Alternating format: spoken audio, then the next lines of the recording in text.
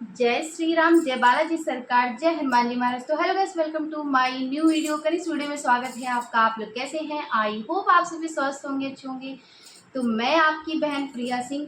तो ये वीडियो बहुत ही खास है, बहुत ही इंपॉर्टेंट है। आप सभी के लिए वीडियो में बने रहिए। वीडियो में अगर चैनल पे नए हैं तो प्लीज चैनल को सब्सक्राइब करें। कमेंट बॉक्स में जयकारा प्रभु राम का जरूर लगाइए। जहाँ पर राम नाम होता है वहाँ हनुमान जी जरूर विराजमान होते हैं।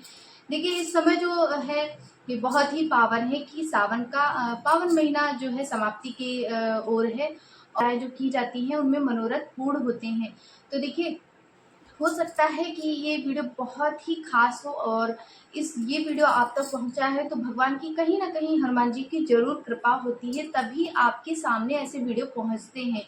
कुछ लोग क्या करते हैं, वीडियो को ओपन करते ही स्किप कर देते हैं। और तो हमारे पीछे जो हनुमान जी दिख रहे हैं ये बालाजी सरकार, ये कोई साधारण हनुमान जी नहीं है।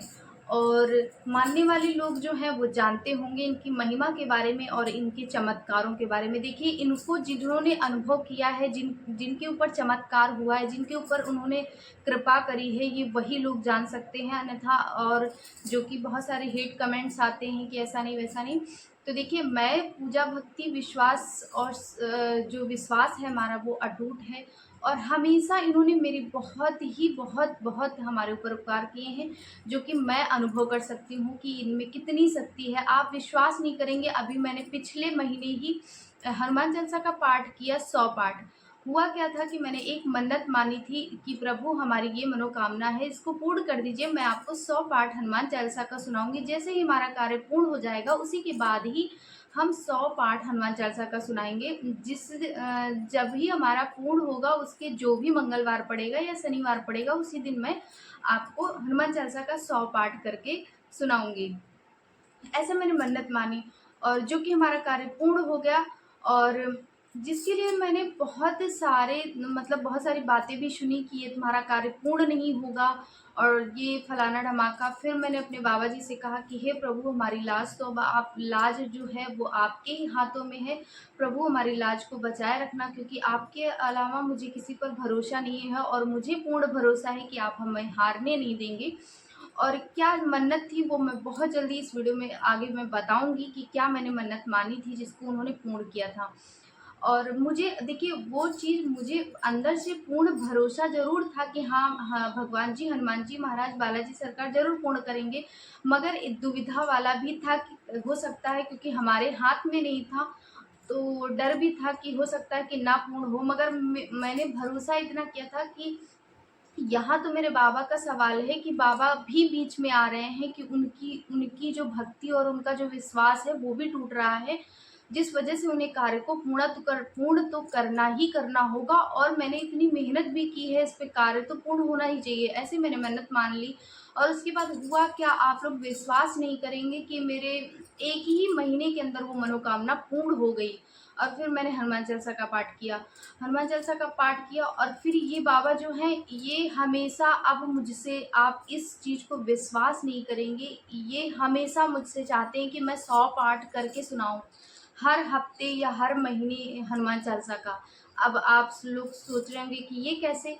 हाँ, ऐसा ही। जैसे ही मैंने 100 पाठ पूर्ण किए उसी टाइम के 1 घंटे बाद हुआ क्या कि मैं छोटी-छोटी सी, मतलब कि बहुत ज़्यादा गंभीर जब हालत हो जाती है तब मैं 100 पाठ का मान लेती हूँ। और मैं अपने लिए कभी भी नहीं मानती हूँ। जैसे कि घर पे किसी को दिक्कत होती है तो मुझे बाबा के अलावा कुछ भी दिखाई नहीं देता और मैं हनुमान चालीसा पे बहुत ही भरोसा करती हूँ, क्योंकि वो पावरफुल ग्रंथ है। और एक छोटा-सा ग्रंथ इतना कार्य करता है, आप लोग विश्वास नहीं करेंगे कि कितना पावरफुल है। हनुमान चालीसा का पाठ करके संकल्प लेकर जो भी मन्नत मानना चाहें आप मांग सकते हैं, बहुत ही पावरफुल है। तो हुआ यूँ कि मैं 100 पाठ करके उठी जैसे ही, और 1 घंटे बाद हस्बैंड हस्बैंड जो थे, उन्हीं के लिए मैंने ये 100 पाठ का माना भी था और शायद उन्हीं की तबीयत भी ख़राब हो गई। 100 पाठ जैसे ही मैं करके उठी उसके 1 डेढ़ घंटे बाद उनकी बहुत ज़्यादा तबीयत ख़राब होने लगी, जिसकी वजह से उन्होंने मुझे बोला भी कि तुम्हारे 100 पाठ, तुम हनुमान चालीसा का पाठ करती हो, तुम पूजा करती हो, जिसकी वजह से मेरी तबीयत और ख़राब हो गई। तुम कैसे करती हो, क्या करती हो, मुझे समझ नहीं आ रहा। मुझे मतलब कि ऐसे बोलने लगे। तो फिर मुझे देखिए, ये एक भक्त और एक जो भक्त होगा भगवान का, हनुमान जी बालाजी सरकार का, वही जान सकता है। मुझे तुरंत मेरे दिमाग में यही बात आई कि प्रभु फिर से मुझे 100 पाठ हनुमान चालीसा का सुनना चाहते हैं, इसी वजह से ऐसा हो रहा है कि वो चाहते हैं कि फिर तुम मान लो कि तुम्हें 100 पाठ करना है।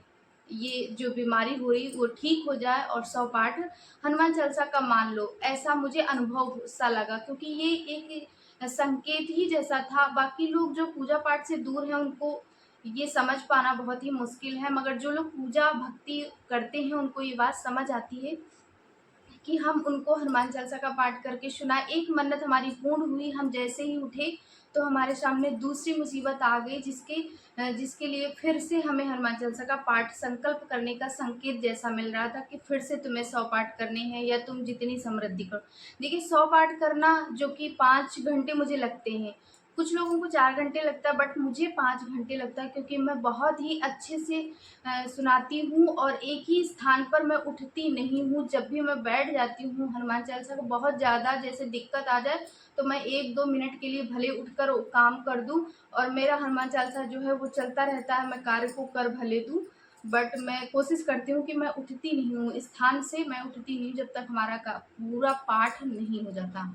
तो ऐसे ही हुआ, तो फिर मैंने बोला बाबा से कि बाबा, मैंने आपका 100 पाठ किया है और उसके बाद ये मुसीबत आ गई है, तो मुझे इतना पाठ तो मैं नहीं कर पाऊँगी क्योंकि बहुत ज़्यादा टाइम लगता है।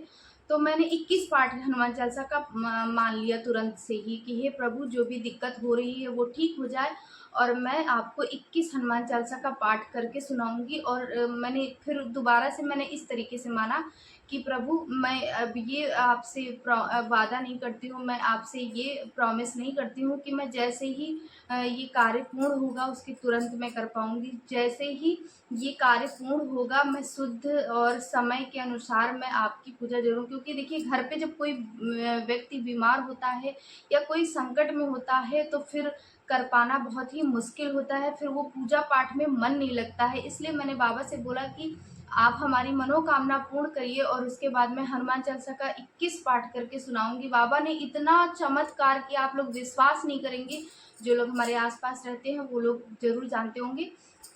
ऐसी दिक्कत हुई थी, नॉर्मल सी दिक्कत थी, मगर वो बहुत ही परेशानी वाली थी, क्योंकि जो तकलीफ़ें होती हैं बीमारी में वो कोई नहीं समझ सकता है, जिसके ऊपर होती वही लोग समझ सकते हैं। तो फिर मैंने मान लिया और बाबा ने चमत्कार भी किया, उनकी जो दिक्कत थी वो ठीक हो गई। जिस हालत में गंभीर थे कि बहुत ज़्यादा पेन हो रहा था, वो उनकी दिक्कत ठीक हो गई। 2-3 दिन पाठ हो गया, चेक मार दीजिए, फिर दूसरा हो गया। ऐसे मार्क लगाकर आप हनुमान चालीसा का नॉर्मल पाठ कर सकते हैं। इनके पाठ में जो शक्ति है वो सिर्फ एक सच्चा भक्त ही समझ सकता है। मैंने तो अनुभव किया है कि हनुमान चालीसा वाकई पावरफुल जो मंत्र है। आज के एक साल पहले मुझे ना तो हनुमान चालीसा की महिमा के बारे में पता था, ना हनुमान चालीसा मुझे कंठस्थ थी। आज मुझे हनुमान चालीसा कंठस्थ है और राम स्तुति कंठस्थ है, और जो हनुमान बाहुक का पाठ है वो भी कंठस्थ है, और बहुत जल्दी मैं जो सुंदरकांड है वो भी कंठस्थ करना चाहती हूँ। देखिए, जब मैं पढ़ने लगती हूँ रेगुलर, अगर मैं पढ़ती हूँ तो वो मुझे कंठस्थ हो जाता है एक ही 1.5 महीने में। तो इसी तरीके से मुझे सारा कंठस्थ हो गया। ये भगवान की ही महिमा है कि इतना सारा जो कृपा करते हैं। तो आप लोग भी अगर कृपा चाहते हैं तो कुछ नहीं, सिर्फ बालाजी हनुमान जी के चरणों में झुक जाइए, सर रख दीजिए कि हे प्रभु, हमारी जो भी मनोकामना है, जो भी हमारी अर्जी है वो स्वीकार करें। अब बहुत सारे लोगों का अर्जी लगाने का कमेंट था, तो आज मैं बता देती हूँ सिंपल सी अर्जी कैसे लगाई जाती है। एक नारियल लेना है, जटा वाला पानी वाला नारियल लेना है। इस समय अच्छा समय चल रहा है, और ना भी हो तो भी किसी भी मंगलवार, किसी भी शनिवार आप हनुमान जी की अर्जी लगा सकते हैं। बालाजी बागेश्वर धाम बालाजी सरकार की अर्जी आप अपने घर से भी लगा सकते हैं। मैंने तो घर पे ही किया था सारा सब कुछ। और देखिए, बहुत गुरुजी से मिलना या धाम पे जाना नहीं हो पा रहा है तो आप परेशान बिल्कुल भी ना होइए। घर पे आप लीजिए और उस नारियल को लाल रंग के कपड़े पे रखिए, 5 लौंग रखिए फूल लगी हुई, और ओम बागेश्वराय नमः, ओम सन्यासी देवाय नमः, ओम हम हनुमते नमः, इन 3 मंत्रों को बोलना है और नारियल को बांध देना है। 11 पाठ हनुमान चालीसा का करना है। उसके बाद इन मुट्ठियों को बांध लेनी है और बोलना है ओम बागेश्वराय नमः, ओम सन्यासी देवाय नमः, ओम हम हनुमते नमः। और फिर सीधे हाथ का उतारा करके 7 बार बालाजी के चरणों में छोड़ देना। अगर बालाजी नहीं है तो आप मंदिर के उनका दर्शन करते हुए नेत्र बंद करके हाथ छोड़ सकते। फिर ये वाला उल्टा एंटी क्लॉक में उतारा करना है 7 बार और ये भी छोड़ देना। और हाथों को मलते हुए पूरे शरीर पर स्पर्श करना है जहाँ पर भी आपको तकलीफ हो रही है, कोई भी दर्द है, कोई भी बीमारी है।